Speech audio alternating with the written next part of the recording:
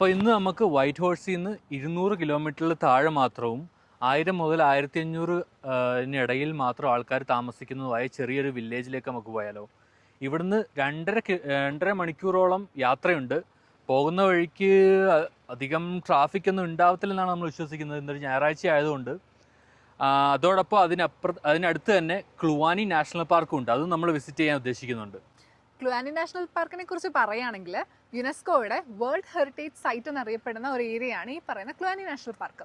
അതുപോലെ തന്നെ കാനഡയുടെ ഏറ്റവും വലിയ പീക്കായിട്ടുള്ള മൗണ്ട് ലോഗനും world's largest non polar ice ഫീൽഡും ഒക്കെ സ്ഥിതി ചെയ്യുന്നത് ഈ പറയുന്ന ക്ലുവാനി നാഷണൽ പാർക്കിലാണ്. നമുക്ക് ലക്ക് ഉണ്ടെങ്കിൽ ഇപ്രാവശ്യം അവിടുത്തെ വൈൽഡ് ലൈഫ് ആയിട്ടുള്ള ഗ്രിസ്ലി ബിയേഴ്സിനെയും ഡാൽഷിപ്പിനെയും കാണാൻ പറ്റും. പിന്നെ ടൂറിസ്റ്റുകളെ സംബന്ധിച്ചിട്ടാണെങ്കിൽ ഒരുപാട് ആക്ടിവിറ്റീസ് നമുക്കവിടെ ചെയ്യാനായിട്ട് പറ്റും. ഫ്ലൈറ്റ് സീയിങ് ആയിട്ടുള്ള ആക്ടിവിറ്റീസ് ഉണ്ട്, അതുപോലെ തന്നെ റിവർ റാഫ്റ്റിംഗ് ഉണ്ട്. ഇതൊന്നും പോരാഞ്ഞിട്ട് നമുക്ക് ട്രെക്കിങ്ങിനും പറ്റും. അപ്പോൾ കുറേ ഏരിയാസ് നമുക്ക് കവർ ചെയ്യാൻ പറ്റുമെന്നാണ് നിങ്ങൾ വിചാരിക്കുന്നത്.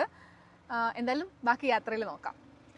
അതോടൊപ്പം ക്ലുവാനിയിലെ കത്ലീൻ ലേക്കും നമ്മൾ ഒന്ന് വിസിറ്റ് ചെയ്യാമെന്ന് വിചാരിച്ചിട്ടുണ്ട്. അവിടെ ഒരു 10-20 മിനിറ്റ് സ്പെൻഡ് ചെയ്ത് കോഫിയും ചെറിയ സ്നാക്സ് ഒക്കെ ഉണ്ടാക്കി കഴിക്കാനും ചെറിയ പ്ലാൻ ഉണ്ട്. അതിനുള്ള സെറ്റപ്പൊക്കെ ആയിട്ട് നമ്മൾ പോകുന്നത്. അപ്പം സ്റ്റേ ട്യൂൺഡ്.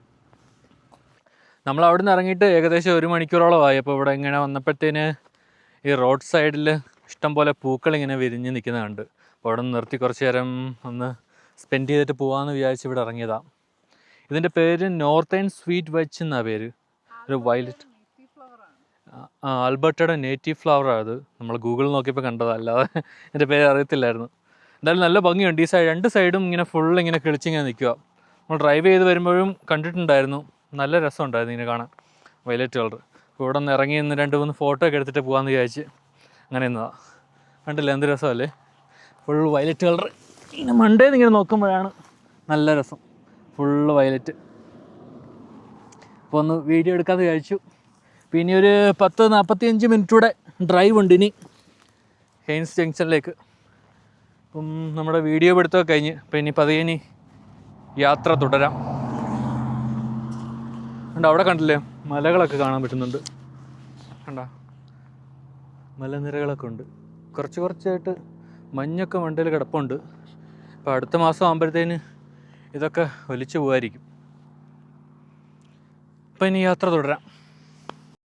അപ്പം നമ്മളങ്ങനെ ട്രാവൽ ചെയ്ത് ഹെയ്ൻസ് ജംഗ്ഷൻ എത്തിയിട്ടുണ്ട്. ഇവിടെ ഒരു ഗ്യാസ് സ്റ്റേഷൻ ഉണ്ട്.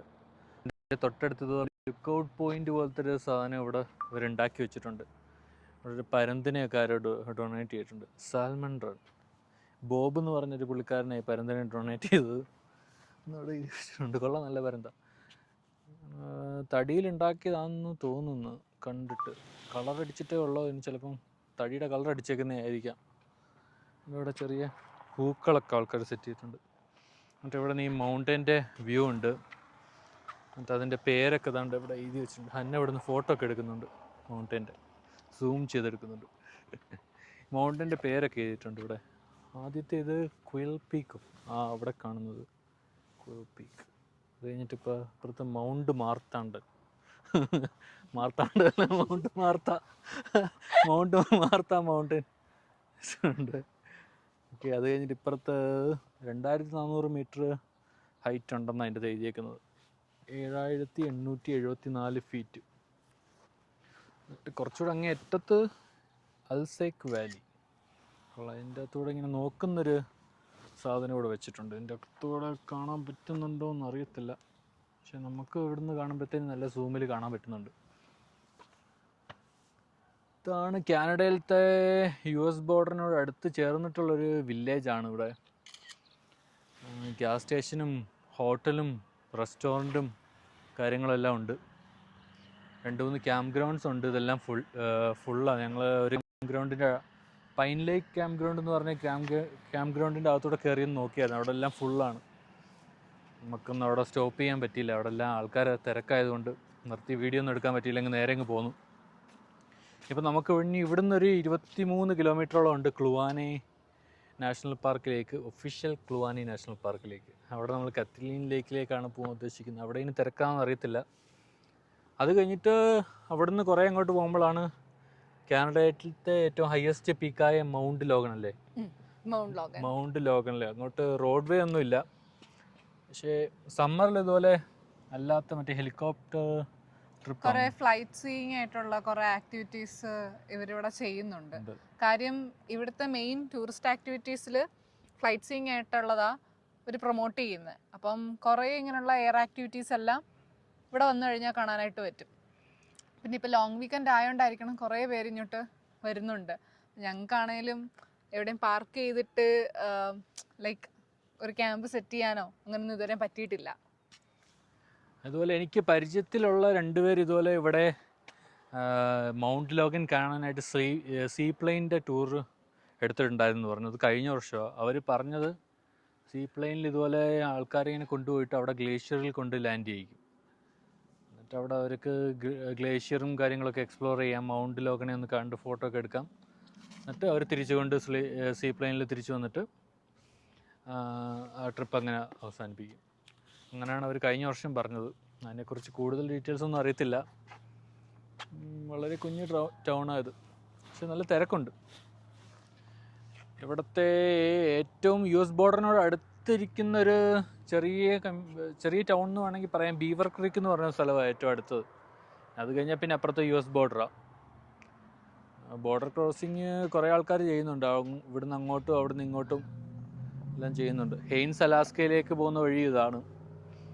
പിന്നെ ഇൻടു ദ വൈൽഡിൻ്റെ അകത്തിലെ മറ്റേ പുള്ളി ഉണ്ടല്ലോ, ക്രിസ്റ്റഫർ മിക്കാൻഡൽസ്, ആ പുള്ളിക്കാരൻ ഇതുപോലെ പോയത് ഇതുവഴിയാണ്. ലിഫ്റ്റ് അടിച്ച് പോയത് ഇതുവഴിയാണ്. ഇതുവഴി ഇങ്ങനെ പോയി ഡിസ്ട്രക്ഷൻ ബേ വഴി ബീവർ ക്രീക്ക് അങ്ങനെ. അപ്പോൾ നമുക്ക് ഇവിടുത്തെ പരിപാടികളൊക്കെ കഴിഞ്ഞ് ഇനി കാത്ലീൻ ലേക്കിലേക്ക് പോകാൻ.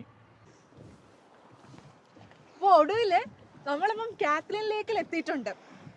ഹെയ്ൻസ് ജംഗ്ഷൻ്റെ അവിടുന്ന് ഒരു 27 കിലോമീറ്റേഴ്സ് കഴിഞ്ഞിട്ടാണ് ഈ പറഞ്ഞ കാത്ലീൻ ലേക്ക്. അപ്പോൾ എൻ്റെ പിറകിൽ ഈ കാണുന്നതെന്ന് പറയുന്നത് ഹെയ്ൻസ് ജംഗ്ഷനിൽ വെച്ചിട്ട് ഞങ്ങൾ കാണിച്ച് കുറേ മലനിരകളുണ്ടായിരുന്നു, ക്വിൽ പീക്കും മൗണ്ട് മാർക്കൊക്കെ. അപ്പോൾ അതിൻ്റെ ഒരു ക്ലോസർ വ്യൂ ആണ് ഈ കാണുന്നത്. ശരിക്കും പറഞ്ഞു കഴിഞ്ഞാൽ ക്യാമറയിൽ ഇത് എത്രത്തോളം നിങ്ങൾക്ക് അറിയാൻ പറ്റുമെന്ന് എനിക്ക് അറിഞ്ഞുകൂടാ. നേരിട്ട് കാണുമ്പോൾ ഭയങ്കര ഭംഗിയാണ് ഈ കാണുന്ന ഈ മലനിരകൾക്ക്. മാത്രമല്ല നമുക്ക് ദൂരെ നിന്ന് കാണുമ്പോൾ തന്നെ ഇതിൻ്റെ വെള്ളത്തിന് നിറം, അത് എടുത്ത് പറയണം. എന്താ പറഞ്ഞാൽ എനിക്ക് പ്രൊനൗൺസിയേഷൻ കറക്റ്റ് ആണോ എന്നറിയത്തില്ല, ടർക്കിസ് കളർ എന്നൊക്കെ പറയത്തില്ലേ, ആ ഒരു കളറാണ് ഈ കാണുന്ന വെള്ളത്തിന് മൊത്തം. ഭയങ്കര ഭംഗിയാണ്. എന്താ പറഞ്ഞത്, നമുക്ക് ഈ ഫെയറി ടെയിലൊക്കെ കാണത്തില്ലേ അതുപോലത്തെ ഒരു പ്ലേസ്. ആർക്കെങ്കിലും കുറേ നേരം വന്ന് ഭയങ്കര പീസ്ഫുള്ളായിട്ട് ഇരിക്കണം, അല്ലെങ്കിൽ നല്ല കുറേ വീഡിയോസൊക്കെ മീൻസ് ക്രിയേറ്റ് ചെയ്യണം എന്നാണെങ്കിൽ ഈ ഒരു ഏരിയ ഭയങ്കര സൂപ്പറായിരിക്കും. പിന്നെന്താ പറഞ്ഞത്, ഭയങ്കര തെളിഞ്ഞ വെള്ളമാണ്. ഒട്ടും ചെളിയോ അല്ലെങ്കിൽ വേസ്റ്റ് ഐറ്റംസോ ഒന്നുമില്ല. ഞാൻ അവിടെ നിന്നപ്പോൾ തന്നെ നമുക്ക് അതിൻ്റെ അടിഭാഗം എല്ലാം ക്ലിയർ ആയിട്ട് കാണാമായിരുന്നു. ശരിക്കും നല്ല ഭംഗിയാട്ടോ. ഹന്ന പറയുന്നതോട് 100% ഞാൻ യോജിക്കുന്നത്. നല്ല രസമുണ്ട് ഇവിടെ, പറഞ്ഞറിയിക്കാൻ പറ്റാത്ത രീതിയിലെ സൗന്ദര്യമുണ്ട്. ഇതിൻ്റെ എങ്ങനെ ഇപ്പോൾ പറയുന്ന ഈ ലേക്കും അതിനോട് തന്നെ ചേർന്ന് ഇങ്ങനെ മൗണ്ടൻസ് ഇങ്ങനെ ഒരു വോള് പോലെ ഇങ്ങനെ പൊങ്ങി നിൽക്കുവാണ്. നല്ല രസമുണ്ട്. ദൂരെ നമ്മൾ ഡ്രൈവ് ചെയ്ത് ഇങ്ങനെ വന്നപ്പം തന്നെ നല്ല രസമുണ്ടായിരുന്നു. അതിൻ്റെയും കൂടെ ഒരു വീഡിയോ ഇപ്പം നമ്മൾ എടുക്കാൻ ഇങ്ങനെ വരുന്നതിൻ്റെ നല്ല രസമാണ്. പിന്നെ ഇവിടെ കുറച്ച് ആൾക്കാരൊക്കെ വന്ന് ചെറിയ രീതിയിൽ എന്തൊക്കെയോ കുക്ക് ചെയ്തൊക്കെ കഴിക്കുന്നുണ്ട്. നമ്മൾ വിചാരിച്ച ഇവിടെ നല്ല തിരക്കായിരിക്കുന്ന, എന്തോ ഭാഗ്യത്തിന് അത്ര തിരക്കൊന്നുമില്ല. അതെന്തായാലും നന്നായി. നമ്മളിപ്പം ഇങ്ങോട്ട് മാറി ഇന്ന് വീഡിയോ എടുക്കാമെന്ന് വിചാരിച്ച് ഇങ്ങേ അറ്റത്തോട്ട് വന്ന എൻട്രൻസ് ആ സൈഡിൽ അവിടെ ഒരു ചെറിയ ക്യാബിനുണ്ട്. ആൾക്കാർക്ക് അതിൻ്റെ അകത്ത് കയറി ഇന്ന് റെസ്റ്റ് ചെയ്യാം, ഫുഡൊക്കെ കഴിക്കണമെങ്കിൽ ഫുഡ് കഴിക്കാം. അങ്ങനത്തെ കുറച്ച് സെറ്റപ്പുണ്ട്. എൻ്റെ ഈ വെള്ളത്തിൻ്റെ ക്ലിയർ തന്നെ നോക്കി, എന്ത് ക്ലിയറാ അല്ലേ. ഇന്ന് ദൂരേന്ന് കാണുമ്പോൾ ആ ഒരു കളർ തന്നെ കാണാം. എന്നെ പറഞ്ഞ ഒരു ടെർക്കോയിസ് കളർ പോലെ ഉണ്ട്. ശരിക്കും പറഞ്ഞാൽ അതൊരു മിക്സ് ആണെന്ന് വേണേൽ പറയാം. കാര്യം എനിക്കറിയത്തില്ല എത്രത്തോളം ക്യാമറയിൽ അത് കിട്ടുന്നുള്ളത്. ആ മലയുടെ ബോട്ടം ഏരിയയിലായിട്ട് ഭയങ്കര ഒരു നേവി ബ്ലൂ കളറും അത് കഴിഞ്ഞിട്ടാണ് ഞാൻ ഈ പറഞ്ഞ ടർക്കിസ് കളർ വരുന്നത്. ശരിക്കും 2 കളറിൻ്റെ ഒരു കോമ്പിനേഷനാണ്. പീകോക്കിൻ്റെ ഫെദറിൽ എങ്ങനെയാണോ ഉള്ളത് സെയിം അതുപോലെ എക്സാക്ട് അതിൻ്റെ ഒരു കോപ്പിയാണ്. നമുക്കൊരു ബോട്ടുണ്ടായിരുന്നു, നല്ല ബോട്ടിങ്ങിന് പറ്റിയ ബെസ്റ്റ് സ്പോട്ടായിരുന്നു. പക്ഷേ അൺഫോർച്ചുനേറ്റ്ലി നമ്മുടെ ബോട്ടൊന്നുമില്ല. നമ്മൾ ഭാവിയിൽ ചിലപ്പം ചെയ്യുമായിരിക്കും, അറിയത്തില്ല. എന്തായാലും അടിപൊളിയായിട്ടുണ്ട്. ഞങ്ങളിവിടെ നിന്ന് കുറച്ച് നമ്മളിതൊന്ന് എക്സ്പീരിയൻസ് ചെയ്തിട്ട് നമുക്ക് കുറച്ച് സാധനങ്ങളൊക്കെ എടുത്ത് ആ ഒരു ഏരിയയിൽ നമ്മുടെ ചെറിയൊരു 1 മണിക്കൂറത്തെ ക്യാമ്പിംഗ് സെറ്റപ്പ് ചെയ്യാമെന്ന് വിചാരിച്ചു. നമ്മൾ നേരത്തെ അവിടെയൊക്കെ ഇങ്ങനെ പോയി കറങ്ങി നോക്കിയായിരുന്നു, ഏതെങ്കിലും സ്ഥലമുണ്ടോ, നമുക്ക് പറ്റിയ സ്ഥലമുണ്ടോ നോക്കി. പക്ഷേ അതൊന്നും നടന്നില്ല. ഏറ്റവും അവസാനം ഇവിടെ തന്നെ ചെയ്യാമെന്ന് വിചാരിച്ചു. ഇവിടെ പാർക്കിംഗ് ലോട്ടിനോട് അടുത്ത്, അപ്പം സാധനങ്ങളൊക്കെ എടുത്ത് മാറ്റാനൊക്കെ ഇതായിരുന്നു സൗകര്യം. അപ്പം സാധനങ്ങളൊക്കെ സെറ്റ് ചെയ്തുകൊണ്ട് ചെയറും പിന്നെ ബ്യൂട്ടൻ സ്റ്റൗവും സാധനങ്ങളൊക്കെ ഉണ്ട് ഇവിടെ കഴിച്ചു വെച്ചിട്ടുണ്ട്. ഇനിയിപ്പോൾ പതിയെ ഇതെല്ലാം ഒന്ന് സെറ്റ് ചെയ്ത് പരിപാടികൾ ആരംഭിക്കാം. ഹന്ന എല്ലാത്തിനും റെഡിയായിരിക്കുകയാണ്. അപ്പോൾ നമ്മൾ ഏകദേശം സെറ്റ് ചെയ്തു. കോഫിക്കുള്ള വെള്ളം തിളയ്ക്കുന്നുണ്ട്. നമ്മൾ വീട്ടിൽ നിന്ന് സാൻഡ്വിച്ച് ഉണ്ടാക്കുന്ന പ്ലാനുമായിട്ടാണ് വന്നത്. അപ്പം സാൻഡ്വിച്ച് അല്ല, ബർഗർ പോലത്തെ ബർഗർ, ഡ്യൂപ്ലിക്കേറ്റ് ബർഗർ. അതെ, ഡ്യൂപ്ലിക്കേറ്റ് ബർഗറിൻ്റെ ബണ്ണുണ്ടായിരുന്നു. അപ്പോൾ അതും എടുത്ത് ഇന്ന് ഉണ്ടാക്കിയ ബീഫ് ഉണ്ടായിരുന്നു. ബീഫും എടുത്ത് കുറച്ച് വെജീസ് കട്ട് ചെയ്തതും ഇരിപ്പുണ്ടായിരുന്നു, അതും എടുത്തിട്ട് വന്നു. അപ്പോൾ ചായയുടെ കൂടെ അത് ഉണ്ടാക്കി കഴിക്കാമെന്ന് വിചാരിച്ചു. അവിടെ നല്ല കാറ്റുള്ളതുകൊണ്ട് തീ ഇടയ്ക്കിടയ്ക്ക് അണഞ്ഞു പോകുന്നുണ്ട്. അപ്പം നമ്മുടെ ഒരു ക്യാമ്പിംഗ് ചെയർ എടുത്തുകൊണ്ട് ഇവിടെ വെച്ചിട്ടുണ്ട്. ഹന്നയാണ് ഇത്തവണയും മെയിൻ ഷെഫ്. എന്താണ് ഷെഫിന് പറയാനുള്ളത്? കാറ്റൊരു വില്ലനായിട്ട് അവതരിക്കാനുള്ള ചാൻസ് കൂടുതലാണ്. കാര്യം അന്ന് അത്രയും കാറ്റുണ്ടായിരുന്നില്ല, പക്ഷെ ഇന്ന് ഭയങ്കര കാറ്റുണ്ട്. അതുകൊണ്ട് തന്നെ തീ ഭയങ്കരമായിട്ട് അണഞ്ഞും പോകുന്നുണ്ട്. പിന്നെ ബർഗർ ഉണ്ടാക്കാനുള്ള പല സാധനങ്ങളും എടുക്കാൻ ഞാൻ മറന്നു പോയിട്ടുണ്ട്. അതുകൊണ്ടൊരു ഡ്യൂപ്ലിക്കേറ്റ് ബർഗർ ആയിരിക്കും ഇന്ന് ഇവിടെ സെറ്റ് ചെയ്യാൻ പോകുന്നത്. അത്രയേ ഉള്ളൂ എനിക്ക് പറയാൻ. അത് കുഴപ്പമില്ല, നമ്മൾ ഫുഡ് കഴിക്കുന്നതിലല്ലോ, മൊമെന്റ് എൻജോയ് ചെയ്യുന്നതിലല്ലേ. ഉണ്ടോ ദൂരെ മലനിരകൾ, മണ്ടയിൽ ചെറുതായിട്ട് ചന്ദ്രൻ്റെ ചെറിയൊരു പാളി ഇങ്ങനെ കാണുന്നുണ്ട്. ക്യാമറയിലൂടെ കാണുന്നുണ്ടോ എന്നൊരു സംശയമുണ്ട്. പക്ഷെ നല്ല രസമുണ്ട്. സൂര്യൻ ഇപ്പോഴും ഉണ്ട്. എത്ര മണിയായി ഇപ്പം? 9 മണിയായി. 9 മണിയായിട്ടുണ്ട്. എന്നിട്ടും നമ്മുടെ സൂര്യദേവൻ നല്ല കത്തിജ്വലിച്ച് നിൽക്കുന്നുണ്ട്. അതെന്തായാലും നന്നായി. നമ്മുടെ നാട്ടിലത്തെ ഒരു വൈകുന്നേരം പോലെ ഉണ്ട് ഇവിടുത്തെ രാത്രി. അവിടെ ഒരു വേറെ ടീം ഇതുപോലെ കോഫിയും ഡ്രിങ്ക്സൊക്കെ അടിച്ച് അവിടെ ഇരിപ്പുണ്ട്. ഇവിടെ അധികം തിരക്കില്ലാതെ എന്തായാലും നന്നായി. നമ്മുടെ പരിപാടികൾ എന്തായാലും പതിയെ ഓണായി വരുന്നുണ്ട്. അപ്പോൾ ഇതൊക്കെയാണ് അപ്ഡേറ്റ്സ്. ഇനി ബാക്കി നോക്കട്ടെ. അപ്പോൾ നമ്മുടെ കോഫി ഇതാ തിളച്ച് വരുന്നുണ്ട്. തിളച്ച് കോഫി സെറ്റായി എടുക്കാൻ സമയമായി. അതോടൊപ്പം നമ്മൾ ബർഗറും, നമ്മുടെ ഉടായ്പ് ബർഗർ ഇതുപോലെ സെറ്റ് ചെയ്ത് വെച്ചിട്ടുണ്ട്. അലൂമിനിയം ഫോയിലിൻ്റെ അകത്ത് ഇത് പൊതിഞ്ഞ് വെച്ചിട്ടുണ്ട്. അപ്പോൾ ഇതിൻ്റെ അകത്തിനി ചൂടാക്കിയാൽ മതി. നമുക്ക് അത് ചൂടാക്കിയെടുക്കാം. എന്തായാലും കോഫി സെറ്റായി, ഇനി ഇതോടെ ചൂടാക്കിയാൽ മതി. നമ്മൾ കമ്പി കൊണ്ട് തിരിച്ചിടുന്ന സാധനം എടുക്കാൻ മറന്നു പോയതുകൊണ്ട് നമ്മൾ കമ്പ് കൊണ്ട് തിരിച്ചിടുന്ന പരിപാടിയാണ് കാണിക്കുന്നത്. Circus survival strategy. ഓക്കെ, ഇതോടെ ചൂടായി കഴിഞ്ഞാൽ സെറ്റാണ്. ഓക്കെ, മതിയെന്നാണ് അടിച്ചേക്കല്ലേ? ഓക്കെ, ഓൾ സെറ്റായി. ഇനി നമ്മൾ കോഫി വിത്ത് ബർഗർ, ഉഡായ്പ് ബർഗർ, അതാണ് നമ്മൾ അവതരിപ്പിക്കാൻ പോകുന്നത്. ചൂടൊക്കെ പറക്കുന്നുണ്ട്, ചൂട് പറക്കുന്ന കോഫി, ബർഗർ, ഉഡായ്പ് ബർഗർ, മൗണ്ടൻ വ്യൂ, ലേക്ക് വിഷയം. അപ്പോൾ ഞങ്ങളിവിടെ കുറച്ച് നേരം എൻജോയ് ചെയ്യട്ടെ. അപ്പം നമ്മുടെ വൈകുന്നേരത്തെ കോഫിയും ഉഡായ്പ് ബർഗറും പരിപാടി ഏകദേശം സമാപനം ആയിട്ടുണ്ട്. നല്ല രസമുണ്ടായിരുന്നു. ലേക്ക് വ്യൂ, മൗണ്ടൻ വ്യൂ എല്ലാം നല്ലതായിരുന്നു. ഞങ്ങൾ കുറച്ച് നേരം ഇവിടെ എൻജോയ് ചെയ്തു. എന്നിട്ട് കുറച്ച് നേരം ലേക്കിൽ കാലൊക്കെ ഇട്ടിരുന്ന് ഇങ്ങനെ ആസ്വദിച്ചു. നല്ല തണുപ്പുണ്ടായിരുന്നു. ഇപ്പം സമ്മർ ആണെങ്കിലും ലേക്ക് വാട്ടറിന് നല്ല തണുപ്പുണ്ട്. ഇങ്ങനെ എൻജോയ് ചെയ്തില്ലേ? ഒരുപാട് എൻജോയ് ചെയ്തു. അവിടെ ഒരു സീ പ്ലെയിൻ ഇറങ്ങാൻ പറ്റുന്നൊരു സ്പോട്ടുണ്ട്. അപ്പോൾ അവിടെ ഞാൻ പോയിരുന്നിട്ട് കുറേ നേരം കാലൊക്കെ ഇട്ടിട്ടിരുന്നു. ഭയങ്കര തണുപ്പാട്ടോ, ഭയങ്കര എന്താ പറയുക, ഫ്രീസായി പോകുന്നൊരവസ്ഥ. അപ്പോൾ എന്തായാലും ഞാൻ വിചാരിച്ചു ഇപ്പോൾ ഇവിടെ നിന്ന് ഇറങ്ങാം.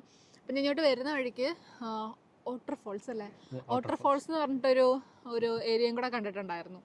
അപ്പം ഓപ്പൺ ആണെന്നുണ്ടെങ്കിൽ നമ്മൾ അവിടെയും കൂടെ കയറാമെന്ന് വിചാരിക്കുക. അങ്ങനെ ഉണ്ടെങ്കിൽ ഞങ്ങൾ അതും കൂടെ കാണിച്ചു തരാം. അപ്പോൾ ഈ ദിവസം നല്ല അടിപൊളിയായിരുന്നു, നല്ലപോലെ എൻജോയ് ചെയ്തു. അപ്പോൾ ഇനി ഇവിടെ നിന്ന് നമ്മൾ ബൈ പറയുകയാണ്. അപ്പോൾ ഇനി വാട്ടർഫോൾസ് ഓപ്പൺ ആണെങ്കിൽ വാട്ടർഫോൾസിൽ പോയിട്ട് കാണാം. നമ്മൾ തിരിച്ചു പോകുന്ന വഴിക്ക് ഒരു എൽക്കിനെ കണ്ടിട്ടുണ്ട്.